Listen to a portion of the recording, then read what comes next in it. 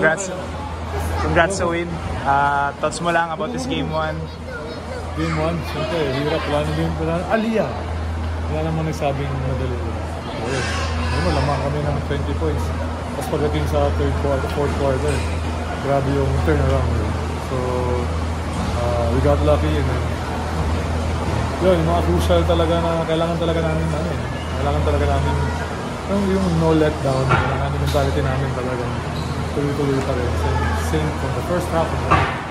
We played good basketball for 36 minutes, and after that, wala na. So, basta na namin yun. Then they played good defensively, and offensively they executed well. So, yeah.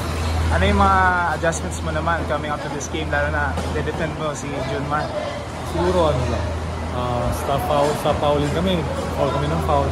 Kailangan kami mag-foul kasi nakakapay na sila eh. Kasi gusto namin running game, diba? Kasi sila at least listen to the coach na hindi kami mag-foul. Kasi minsan, masyado kami tatakam sumundot, susundot ka na. Pag binigyan mo ng chance yung referee na tumawag, tawag talaga. So it's our fault. Diba? Kaya nagkaroon sila ng run kasi binibigyan namin ng chance yung referee tumawag. So, final, thoughts mo lang sa last call kanina about the Mo-Dunk. Kung yun yung rule, naman ako wala nang malaro kasi yun yung rule, di ba? Kung they base it on the rule, wala akong malaro. So, yun yung tawag nila. And then, ako, niniwala ako kay Lord na kung sa amin, para sa amin talaga. Lord gave us another chance to win the game.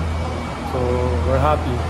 Pero yun nga, itong series na ito, hindi ko maging madali. For sure, sa nangyari, okay, as you can see, talagang galit talaga sila. Diba? Kasi sa tingin nila, sa kanila na yung panalo. So for sure, in the next game, they're gonna come hard, they're gonna go aggressive. So we're gonna have to be ready for that. Then play our game.